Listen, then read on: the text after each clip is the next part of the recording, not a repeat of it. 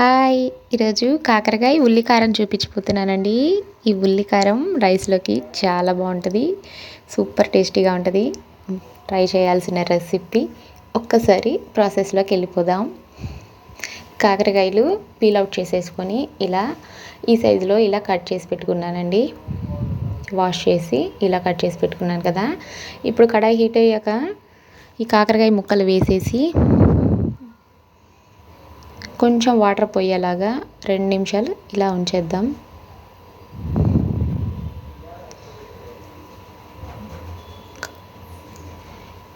Okay, కొంచెం water అంతా పోయింది కదా, దీనిలో ఒక 3 స్పూన్ల ఆయిల్ వేసేసుకొని ఈ కాకరకాయ ముక్కలన్నీ ఫ్రై చేసుకుందామండి. ఇవి మూత పెట్టకుండా ఫ్రై చేసుకుందాం.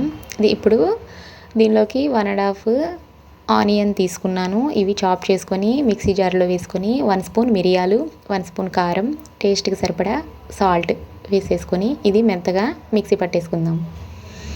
ఉల్లికారం అంటే ఇదేనండి. ఇది వేయడం వల్ల కర్రీకి మంచి టేస్ట్ వస్తుంది, చాలా బాగుంటుంది. ఒకసారి ఇలా ట్రై చేయండి. కాకరకాయలు వేగినాయి కదా, ఇంకొంచెం సేపు వేగనిద్దాం.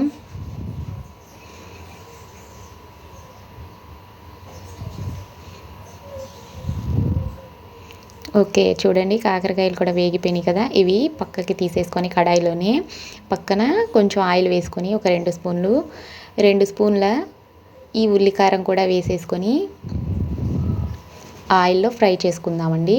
ఇది ఆయిల్లో ఉల్లి పేస్ట్ అంతా ఫ్రై అయిపోవాలి, అప్పుడే బాగుంటుంది, కర్రీకి మంచి టేస్ట్ వస్తుంది. అందుకని ఆయిల్లో ఈ ఉల్లికారాన్ని ఇలా ఫ్రై చేసేసుకుందాం. 1 స్పూను ఉంచేసానండి. 2 స్పూన్లు అయితే నాకు సరిపోతుంది అనిపించింది, అందుకే 2 స్పూన్లే యూజ్ చేశాను నేను వేసిన దానిలో కూడా. ఈ ఉల్లికారం వేగిపోయింది కదా, ఇప్పుడు ఈ కాకరకాయ ముక్కలు కూడా ఈ ఉల్లికారంలో కలిపి 2 నిమిషాలు వేగనిద్దాం. ఇంకా సాల్ట్ వేయాల్సిన పని లేదండి, ఆల్రెడీ ఉల్లికారంలో సాల్ట్ వేసేసాం కదా. చాలా టేస్టీగా ఉంటుందండి, రైస్లో అలా తినేసేయచ్చు. ఒక్క 2 నిమిషాలు లో ఫ్లేమ్ మీద ఉంచేద్దాం. ఆఫ్టర్ 2 మినిట్స్ చూస్తున్నానండి. ఇప్పుడు స్టవ్ ఆఫ్ చేసేసి సర్వ్ చేసుకుందాం. యమ్మీ కాకరకాయ ఉల్లికారం రెడీ. సర్వ్ చేసుకుందాం.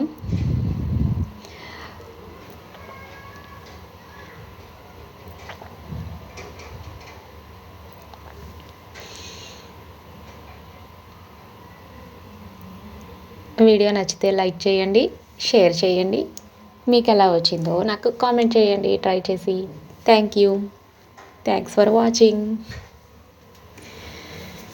Please subscribe my channel for more videos.